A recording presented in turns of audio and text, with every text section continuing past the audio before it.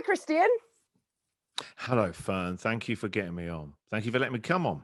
Well, it's lovely to have you on, and good evening. Because what time is it in Australia right now? 10:30 It's at night? about Like no, 9:30 at night? it's about 8:30. Just gone 8:30 in the evening. I said that like a real DJ, didn't I? It's just gone.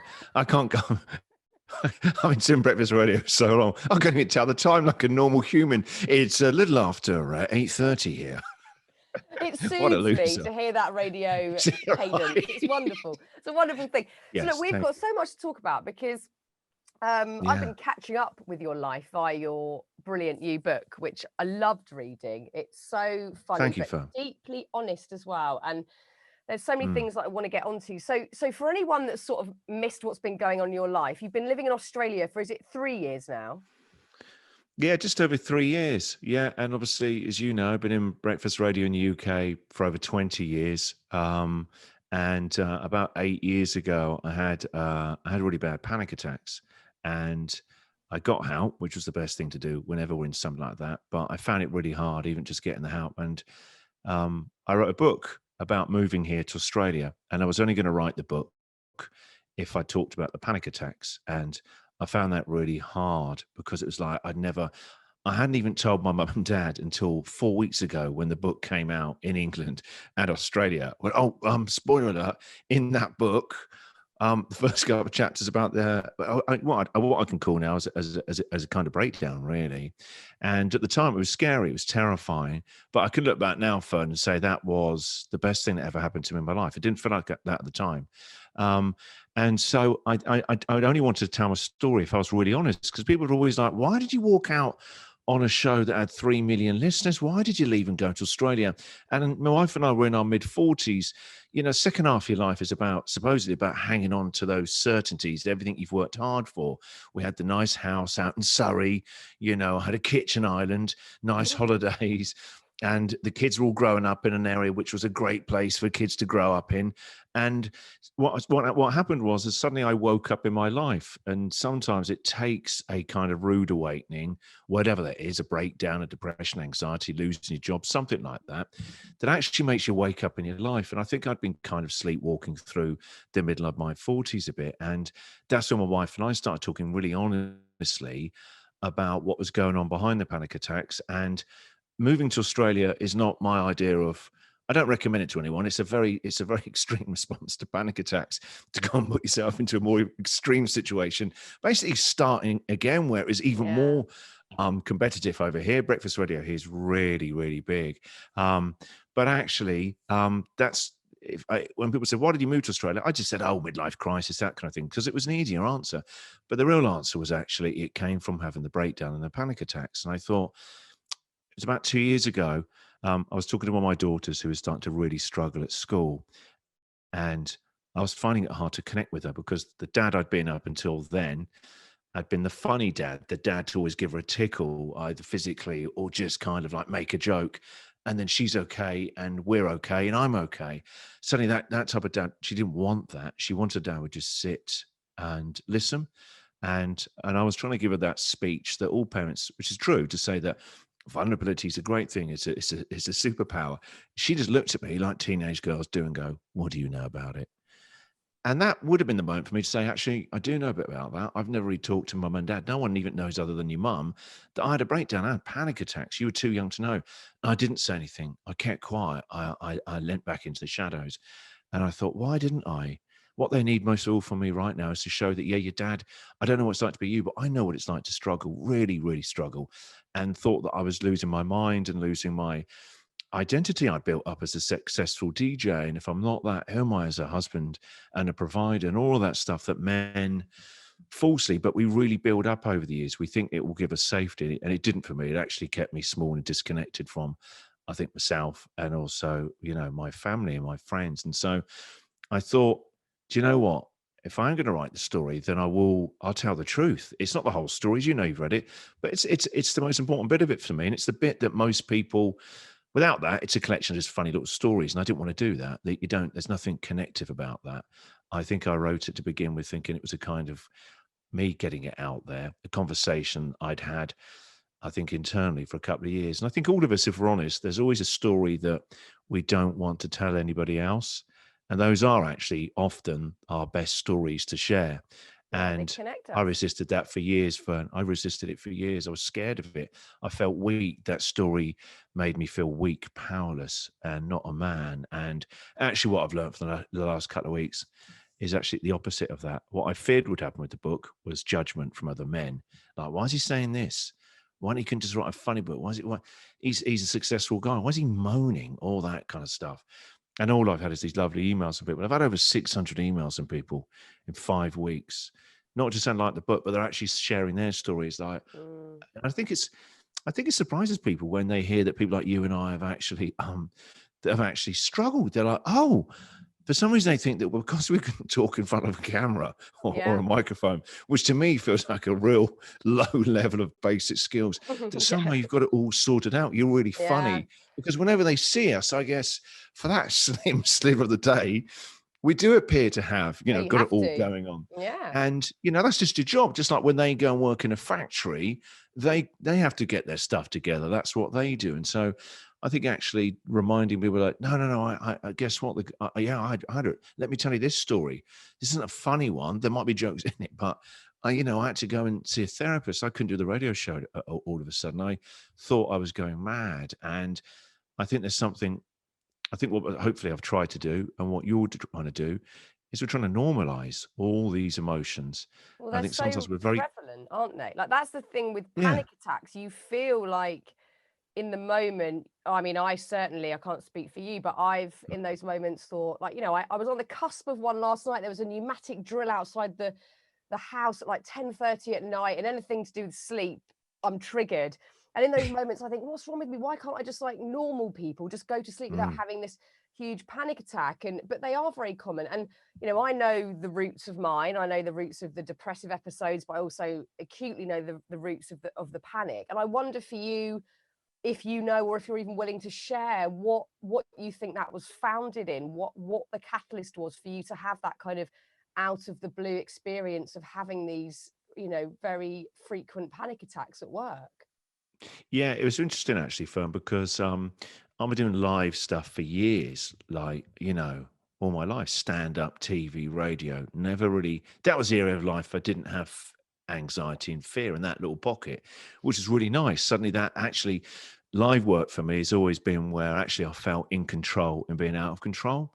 That's where I really came alive. And I felt, oh, well, I know all this, even though it was live and unpredictable. And I love that. I flourished in it. The other areas of life where I actually found it harder sometimes. So to suddenly have fear around that, to me, it felt like, oh, this is really cruel. Why can't it be about going to the supermarket, something which isn't going to impact my life Yeah. massively, rather my livelihood and also my joy? It's my why. It's why I get out of bed in the morning. It gives me meaning. I'm very, very lucky to have it. And so, but actually, if I'm really honest, they didn't just come out of nowhere. It felt like that at the time. But actually, I think for a couple of years, there have been kind of these rumblings there. And if I'm really honest, I think it first showed up when I was a teenager. And I didn't know what that was then. I was a teenager in the 80s. Words like sensitive person, anxiety, that hadn't been invented then. No. And as a teenage boy, it was all like, well, give me 2 liters of Merry Down cider with my friends. That's a coping mechanism Yeah. because that's Which what you all my can't mates are do on doing. I breakfast feel, radio. yes, this is, I feel superhuman now having this nice alcohol. And then after a while, you realize actually that isn't going to help. Mm. That isn't going to help at all. And it took me a long time to realize that. So I think actually what I'm doing is numbing down, dumbing down. And I think all of us do that in different ways. It's hard to be human, isn't it? No one tells us as a kid. I remember being a teenager. Were you like this film? I couldn't wait to grow up. I couldn't wait to Yeah, grow up. I wanted to. I found a diary. It wasn't a diary, maybe like a piece I'd written for school when I was about 10, and one of the sentences sort of alluded to the fact that I couldn't believe that adults, had agency over my life, and I couldn't Mm. wait to do what I wanted to do. And now, of course, I'm an adult. I'm like, I wish I was a kid again. It's so hard. Yes, it's really hard. No one, So no hard. one warned us, and I guess your parents No, can't go, "Hey, listen, just one day out of the blue, go, by the way, it's not what you think it's going to be. It's actually no. really hard," because actually suddenly you become an adult and go, "Why didn't anyone warn me? Why didn't they get me ready for this?" I know. It's really, and also there's one point where you realize as an adult, so much of it is admin. It's just admin. It's just every day. It's just like to-do list, isn't Yeah, it? it's And it becomes relentless. this. You lose sense of actually the joy, and you have to rediscover that. That's part of our responsibility as an adult, is to find these little pockets of joy. But you But did, anyway, you my know, point to answer your question was, yeah. I I think once I got into my mid-40s, I started to really anxiety started to show up again. And I think I did my best to make more stuff. I'll go and do a stand-up show. I'll go and tour with that. I'll do a podcast. I'll make something else. I didn't realize at the time, I told myself that's because of what I had to do. Hustle. Actually, what I was trying to do was just avoid listening to that part of me that was trying to get my attention, that was saying that I'm not happy. I'm scared.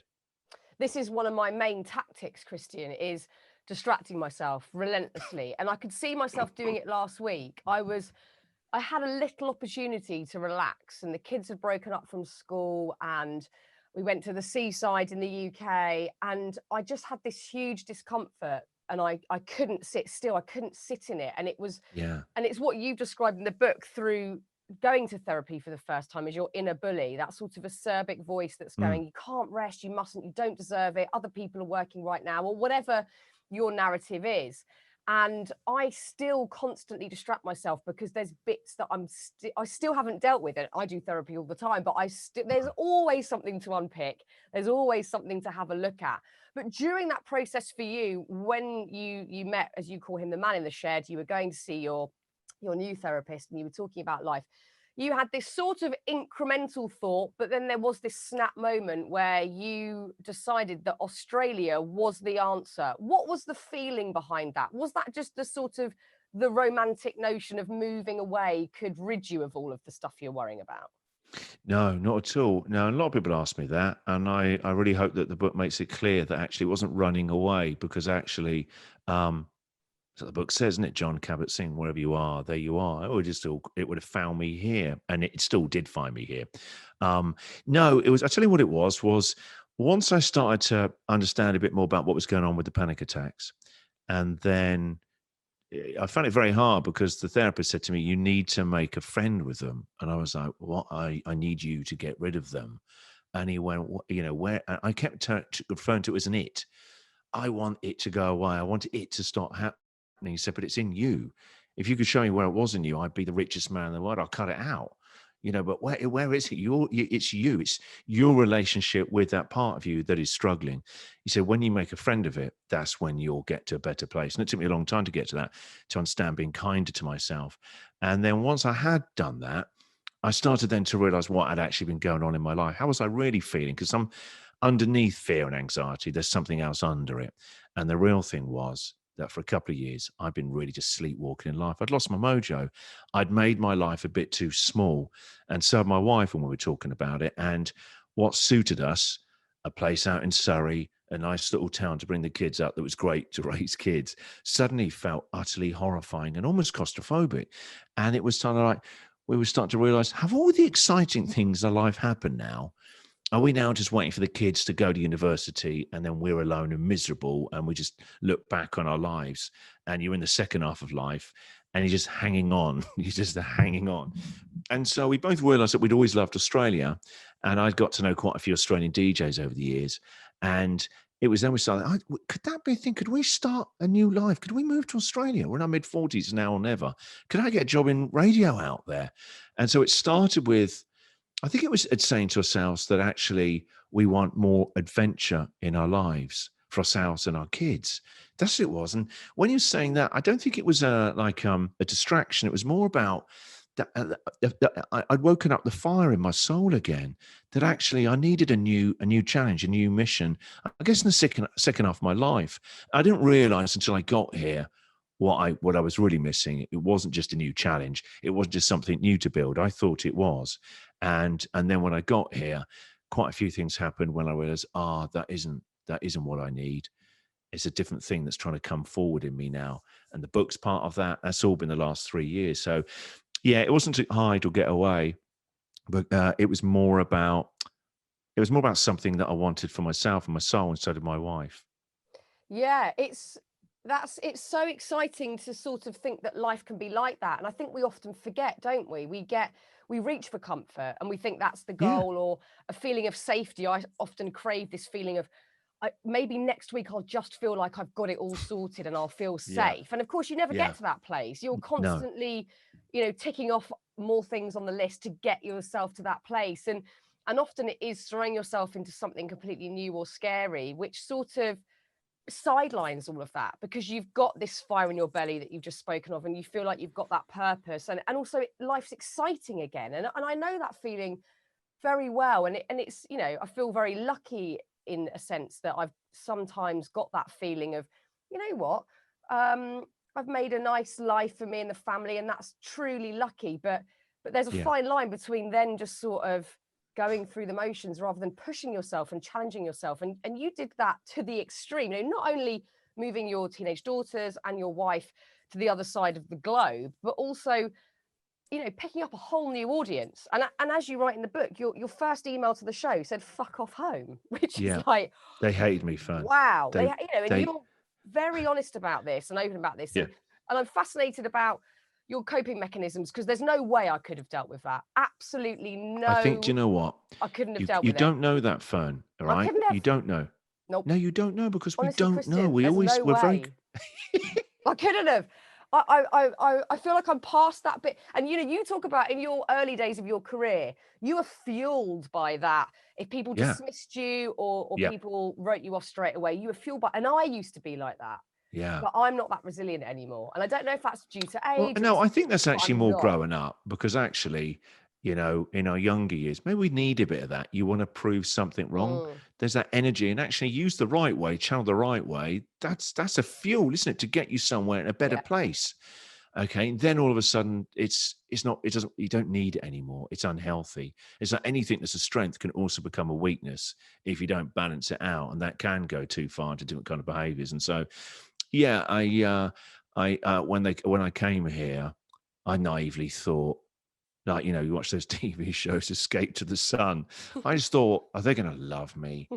Everyone loves a quirky Englishman who loves tea, and they really hated me. Like, I've never experienced that kind of hate in my life, and it was like, oh, oh, okay, Yeah. maybe this was a mistake, But you and stayed, you stuck at it. How did you do well, yeah, that? For God's sake. we'd sold up our house that we'd had for 10 years. Oh, I But would have we'd gone done, back. there were no I would have done it. scapegoats. There was no, people kept saying, what's plan B? I went, there's no plan B. I don't just walk back into my old radio show. It's hard to get shows like that. No, I'm going to have to give this a go for a couple of years. I can't just quit. My kids we've ripped them out of their schooling and stuff like that. That's not an option. There are many times when I felt really guilty when I saw my daughter struggling, my wife struggling with feeling homesick and missing her mum and all her friends. And I'm thinking, no one actually wants me here. Why did I why have I Mm. done this? Why couldn't I just keep my shit together? Why don't I just buy a Harley Davidson and have a healthier midlife crisis? But then going through that, and actually then growing through it, and what I learned through it has changed my life more than just moving to Australia. It wasn't Yeah, really but about. you didn't know you were like, at the end of the book, it's beautiful. You've got all these amazing lessons that you've learned, and you have this true understanding of all these things that you possibly couldn't have without going through this. But Mm, at the time, you don't know that. You no, don't know that anyone's gonna, you've now got the #1 breakfast show. You didn't know that was gonna happen. You no, had no God, no. clue that the listeners would fall in love with you and understand you, and you would have this lovely meeting of hearts. And you stuck with that sort of bombardment of abuse from people for a long time. And I wondered, did it make you have more acceptance of yourself in the truest sense without outside validation, out of necessity? Because that's something that we're not forced into looking at in everyday life, because we all want to be liked, we all want to be accepted. It's ingrained in us. Our ancestors relied on it to be part of a tribe. Yeah, We still carry that as a bit of a hangover. We want people to mm. like us, and we don't always Yeah, we admit that, fear but being exiled we from our own fear tribe, don't we we? fear being exiled. We fear Mm. being, well, at the moment, everyone feels that sort of like cancellation of your life and your views and who you are. And because you had to deal with that in a really acute sense, and you can almost quantify it because you're seeing numbers of people and text, whatever, was that a bit of a catalyst for you to look at yourself and go, I have to have acceptance of myself because I'm not going to get it from the outside world at the moment? Oh, great question. I never had thought of that. And yeah, I guess I did, because I certainly wasn't getting it from the ratings, all those normal kind of traditional things. And so I guess I did have to dig deep into an inner sense of, yeah, I guess resolve and self-acceptance, which is, I still struggle with it at times. When my book came out, I just wanted my dad to like it. Well, sorry, that's a sneaky way of saying it. I wanted my dad to like me. I'm 48 and I'm still like, Daddy, start coming out with a painting, painting from school, and it's a pasta shit version of him with like 8 heads. And he's going, oh, it's lovely. You know, it was like, Daddy, I've done a painting in the book, all about feelings and vulnerability. And I sent it to my dad, obviously from Australia to England. And I remember he sent me an email. He said, I've read the book. There's 4 spelling mistakes in it. And that was Oh, it. fuck. Fern, I can laugh about it now. I actually got a little bit tearful. And I know I had that's to go, oh, what happened to that self-validation? yeah. But we're still, I think all of us still carry that from childhood that we want That's ridiculous. our Yeah. I parents thought I'd to be say, over you're that by doing all now. right. We don't Yeah. ever get over it, I don't think. We still want our parents to go, you're doing life Look at Sir okay. Richard Branson, Jeff Bezos. They're still trying to make their dad proud, going up there I to the know, edge I'm of going to space. space. I know. But he's You've done like, yeah, enough. I'm It's doing. okay. I Dad's really know. proud of you. You're I a know. billionaire. Well done. Chill Yeah, I out. think it's a driving force behind lots of our actions if we really care to admit it. Mm. And it's a strong one. It's a real strong one. It's funny, And isn't it? I didn't think, yeah, an adult, I thought, well, I'll be over that now.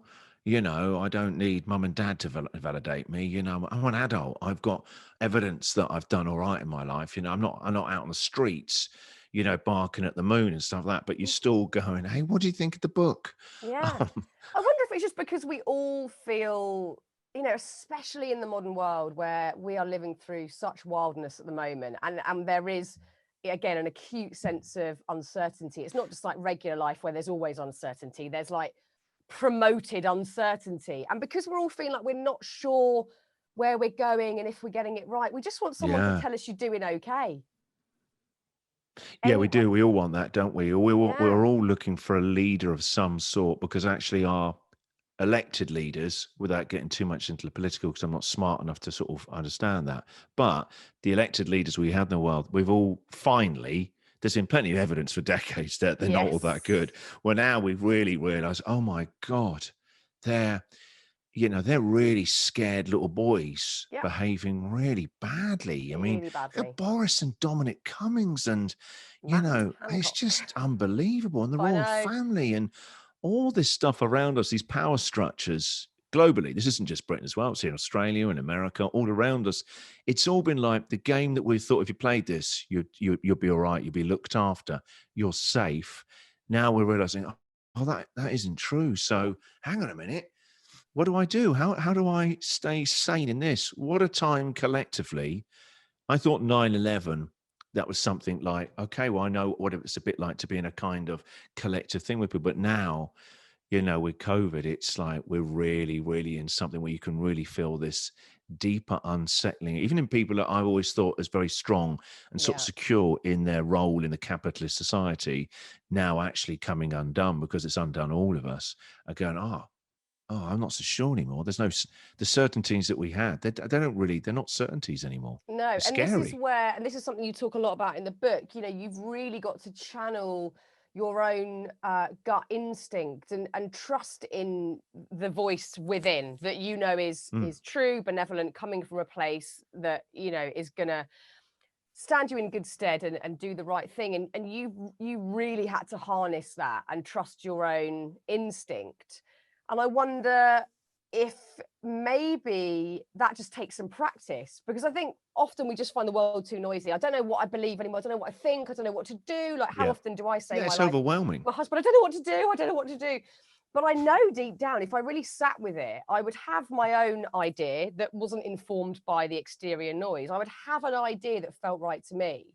And you really had to do that because you had on a daily basis people saying, please go home. We don't want you here. But your gut said, stay. Yeah. It said stay, and it said I still believed. I really believed that I was building something different, and I didn't quite know at the time what that was, but I just had an instinct that this is where I'm meant to be, and I think this is something different. This is what I've always wanted, really. because what I'd become successful, and you have an audience that grows with you, and it's a great place to be. I've been blessed with that.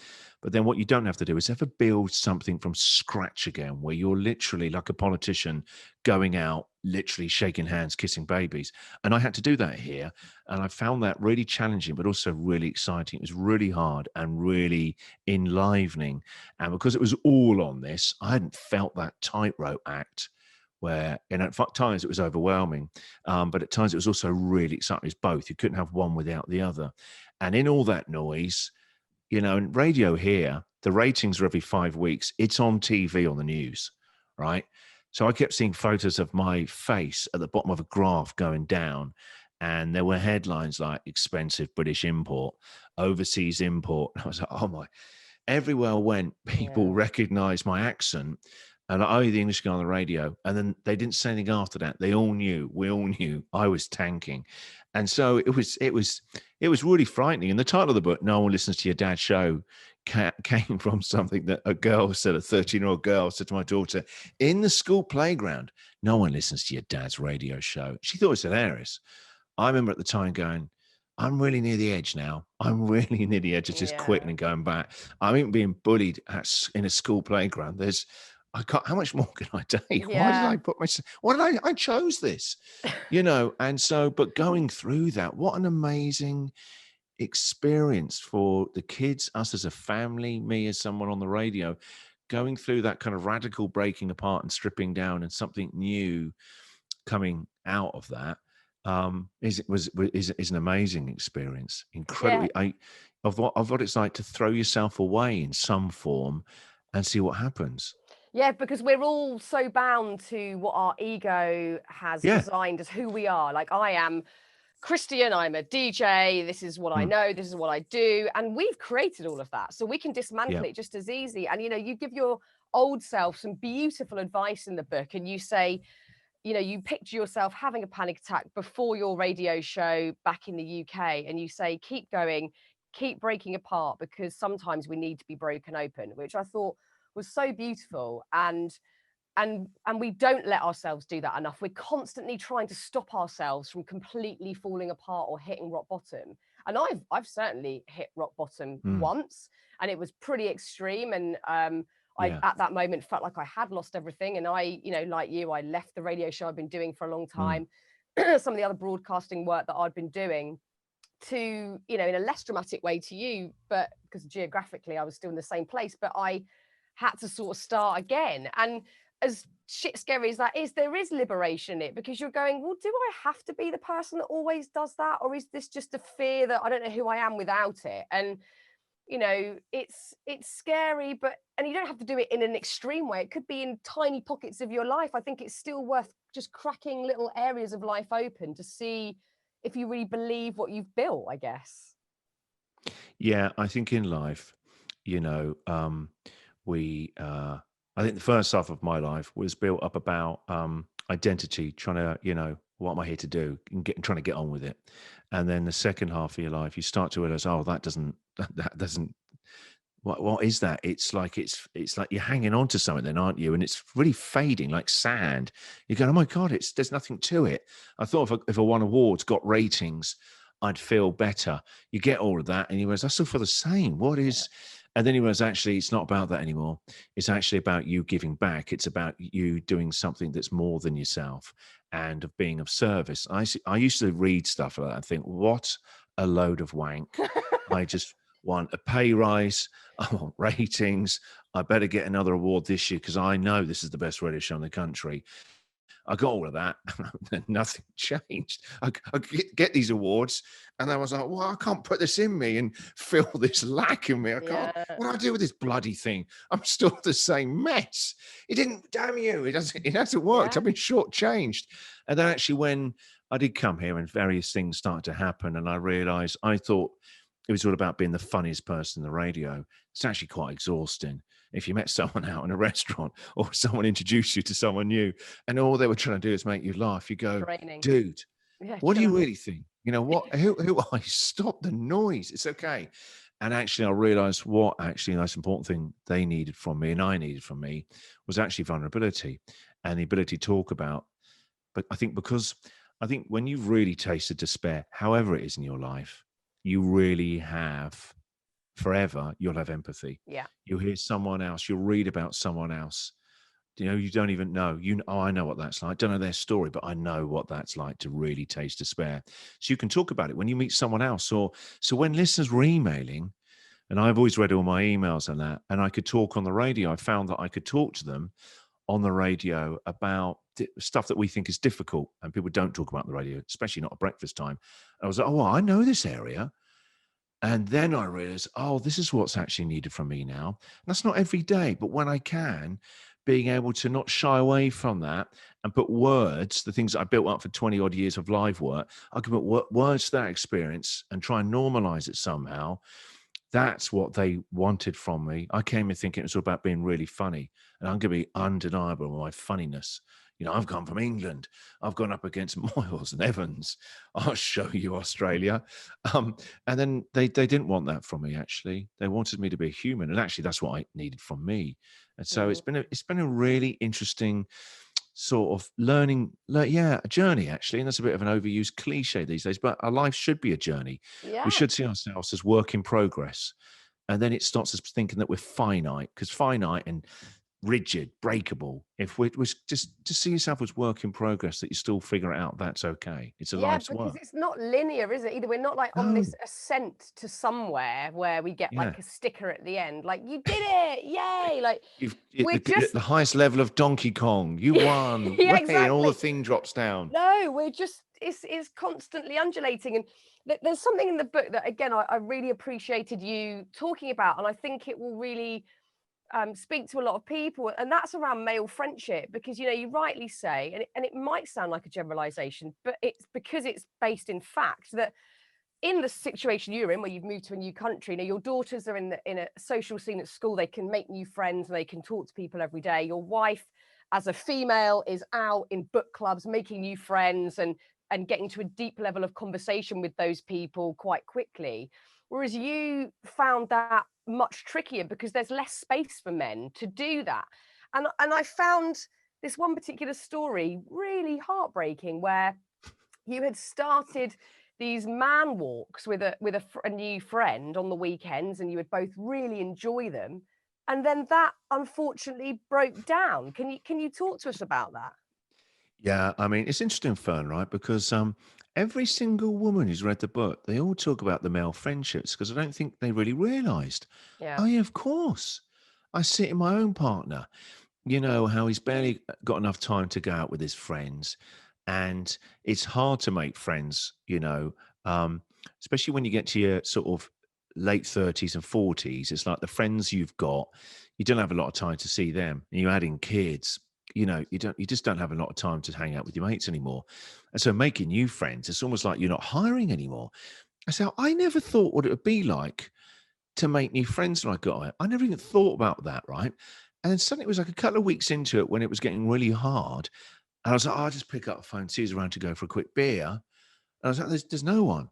Oh, yeah, I've got no mates. I've got no listeners and no mates. And I was like, and this is a generalization, but I found it to be true. Women make friends a bit easier. It does Mm, appear to me that the sisterhood is always looking out for each other. I mean that. I mm. don't mean that flippantly. And it's wonderful. My wife would go and walk the dog, come back with 2 new phone numbers. Yeah. And I'm like, how do you do that? I was a chatting to this woman, and then we're going to go meet for coffee. They're always recruiting the sisterhood. I said, how am I going to meet men? I remember my wife even saying, well, why don't you go and, see if there's some apps? And there are apps for that, but I'm not looking for that. I just want someone to go hang out with. Yeah. And people find it funny, and I find it funny now, but I had no friends. Yeah, it's And so anyway, I sad. got into a situation where I started to find, I had a guy, and he's like an alpha, and I'm not really an alpha, and sometimes I'm not quite sure around alphas. And he'd been feeling me out for a while, like, who is this English guy and all that. And I just got a text from him one day, literally out of the blue. I hadn't heard him and I'd seen him in 2 months, simply saying, fancy going for a man walk 5Ks. And even the language that he called it, not let's just go for a walk. Women would find it quite comfortable. Like, you wouldn't just go for a woman walk. Yeah, woman. It's the fact he put man walk in there, Yeah. like that made it safe in their vulnerability. We're walking, but look, it's men. Yeah, it's a Yeah, yeah, couple it's of different walking. men going for a walk. And Yeah. 5Ks, it's not a stroll. It's five. Other It's people a might workout. run this. We're Yeah, simply just yeah, going to yeah. walk it. And so this went on for quite a few Saturdays, and it was actually really nice. We would just talk and walk for about 2 hours, and we would open up about our lives. And because there's no direct eye contact, men can It's open up a bit easier. more because your Yeah. eyes are looking at the sea and over there. So it's not quite as confrontational a way sometimes. And men do need to feel a bit safer in vulnerability to begin with. We get spooked very easily, you know.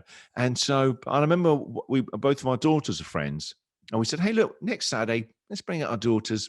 This will be a really, really nice father-daughter thing." And then they came out, and I think we went for coffee afterwards, and they were taking the mickey out of us, going, "Oh, my dad gets so stressed if he's late for man walk, and oh, my dad's got his favorite cap he always wears for man walk." Both of us felt really exposed, and I could just see both of us didn't know what to say. There were no jokes, and it all just shrunk away. It was the end of man walk fun. We never walked I again. hate that. I I hate know. that I because know. but it's because of the patriarchy that this exists, that Yes. there's no space for men to go, "I really love our walks. I really," Yeah, because a and you woman would really say matter that. to me. And this Yeah, two this is hours once a week, exactly. it was actually something really precious. I really look forward to it. And it was kind of like a kind of like a therapeutic thing as well. And I always felt better afterwards. I know Big John did as well. And that was the end of it. We both felt awkward at being exposed to being done, sensitive, and actually that, yeah, we've got feelings. This really means something to me. You mean something to me. We didn't know what to do in that space. Isn't it sad It that is it's that sad because fragile? it's yeah, but it's all quite new that in the last couple of generations, maybe only ours, we've really started talking about not only how the patriarchy, and we talked about this with Caitlin Moran on the podcast recently, not how Yeah, I love that it's chat. and yeah, it's not just about how it's screwing over women worldwide, but it's affecting men, and that's a prime example that you can't say to someone, even going back to making new friends, like, "Hey, do you fancy a coffee soon?" Women would absolutely feel comfortable doing that if it was the right moment and the right time. But I think for men that feels awkward, or like, I don't know, there's something strange about it. Whereas it's a Yeah, yeah, beautiful that's it. meeting of minds. Yeah, what's wrong with saying, "Hey, let's hang out?" But I remember trying that. I say about it in the book. There's a story about how my wife and I, in the first 6 months, were in the back of an Uber together. And I was getting on really well with this guy. He was Canadian. He'd only moved here about 7 years ago. And we were really bonding. He was talking about British comedy that he loves. My wife texted me from next to me in the car, said, "Get his phone number." And I texted her going, "I can't do that. That's really odd. He's an Uber driver, right? I can't say, hey, let's go out on like a mandate." And then, my wife said, "But you don't have any friends." I was like, "I know."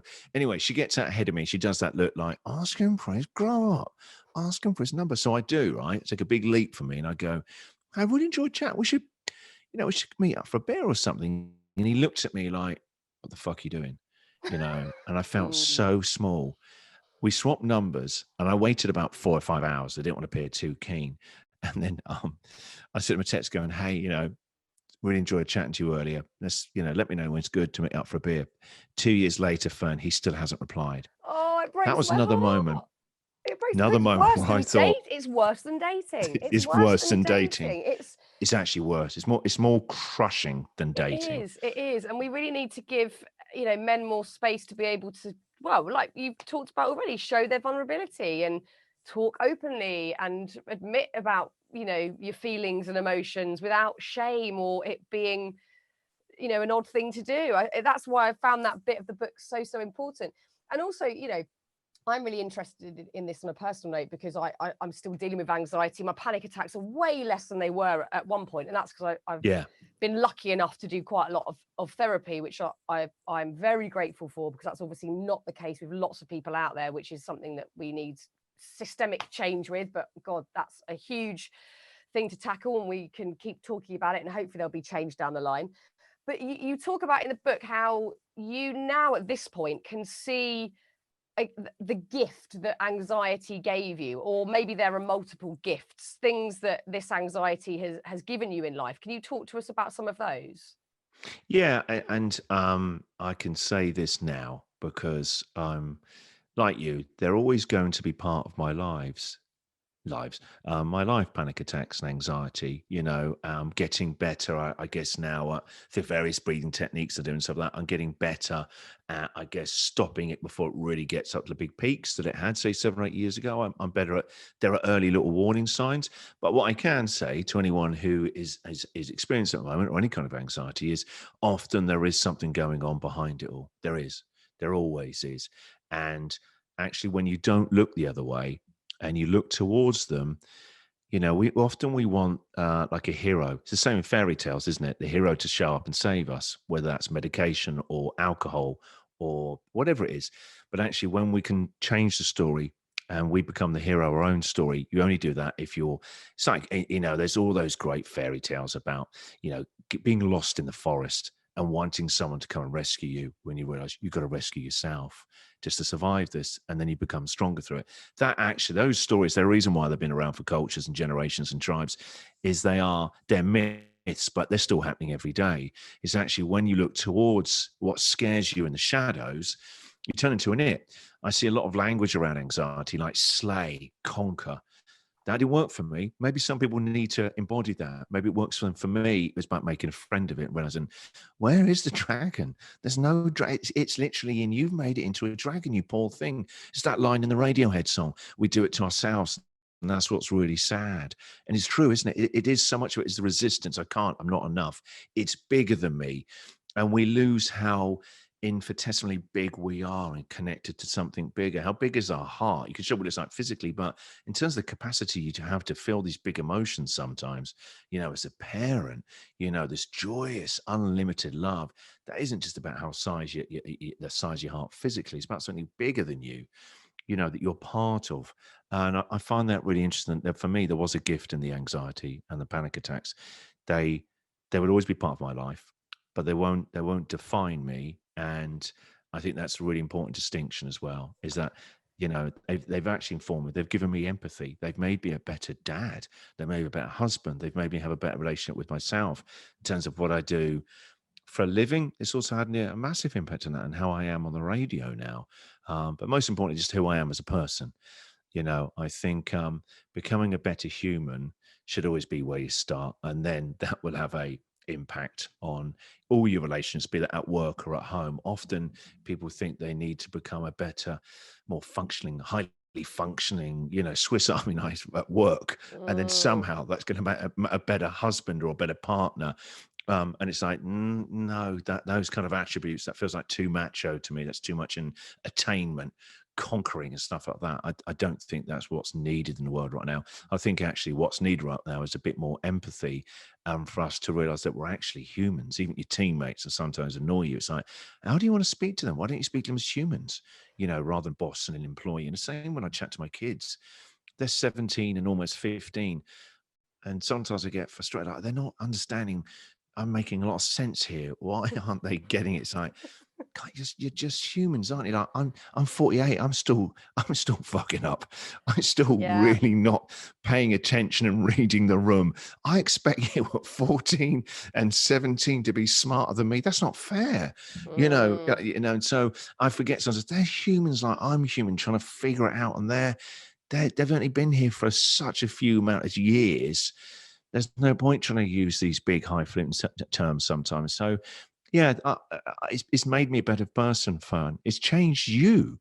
Without your panic attacks, it's like a Oh yeah. parallel sliding doors thing, isn't it? I mean, yeah, It's I, I interesting I think what that about would this one be. quite a lot because I don't always have clarity as to how much I should be guided by the anxiety and panic. And Hmm. I have found it debilitating at times. So, like, an Yep, me example might too. be I have challenged myself in healthy ways this year by getting myself back driving on motorways, which I didn't do for 4 years because I physically couldn't do it. And then I just got into the mental habit of thinking I can't because I will have a panic attack. But rather than let that define how I moved about, I challenged it, with someone in the car with Well me, kept done. it safe, whatever. And that was really cool. I'm still doing that now. But then there are things where I have so little clarity. So, for instance, and I haven't talked about this so much, but I was covering for Zoe Ball on the Radio 2 breakfast Yeah. show and for about a year. But my panic attacks got so bad in the end that I wouldn't sleep at all the night before, and I would take beta Yeah. blockers and all sorts. And then if I was to find out that last minute she couldn't do the show tomorrow and I was told I had to cover, I would instantly physically start shaking. And much like you, I am full of joy when I'm doing a show like that. I find it, Mm. it's never easy, but I find it fluid and I enjoy it and I understand the Yeah. language, I understand how to make the show happen, and I'm more than capable of doing it. And when I'm there, I'm fine. But the bit before is so horrendous for such a sustained amount of time that I had to step back because it was making me physically unwell. I was like, I actually can't put myself through this. And I often lose that distinction between how much, like, is this worth pushing myself to try again? Or is this just not the time and I need to be kinder to myself and take a step back and not distract myself? I find that a very Yeah, this fine is really line. interesting. Yeah, and what it is fun, it's like it's interesting listening to you talk about that, right? And you talk about, do I need to push myself? You know, they're quite sort of judgmental words, aren't they? They're almost saying, Mm. if I did this, then I'd be stronger, I'd be better. Actually, the thing is, you know, with panic attacks, a lot of it is rehearsed future failure, isn't Yeah, it? yeah, yeah.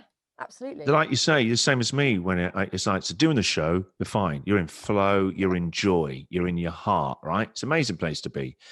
Beforehand, you're already building up it going wrong. I can't cope. But that's actually not happening real time. But No. actually, in your mind and how your body responds to that, it actually is happening real time. So, of course, actually, the protective part of you is going to go on, well, don't do that.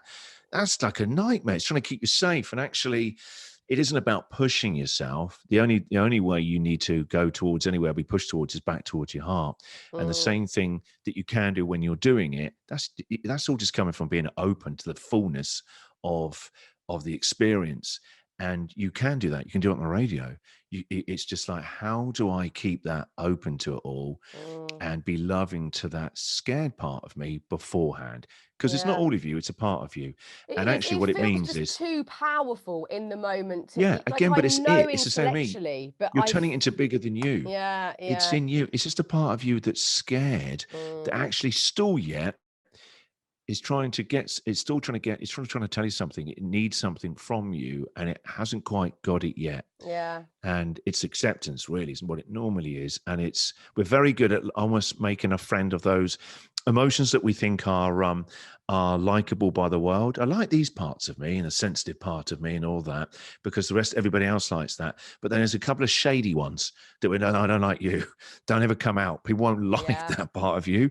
And so the more you're like, stay in the bloody shadows, the more that the noise they make, and the more that's us still rattling around in that kind of hurt locker that you've pushed them down into the basement. They're Yeah. rattling, they're kicking on the door going, please, it's horrible down here. Yeah. Why can't I come up with all the other emotions and sit at the top table?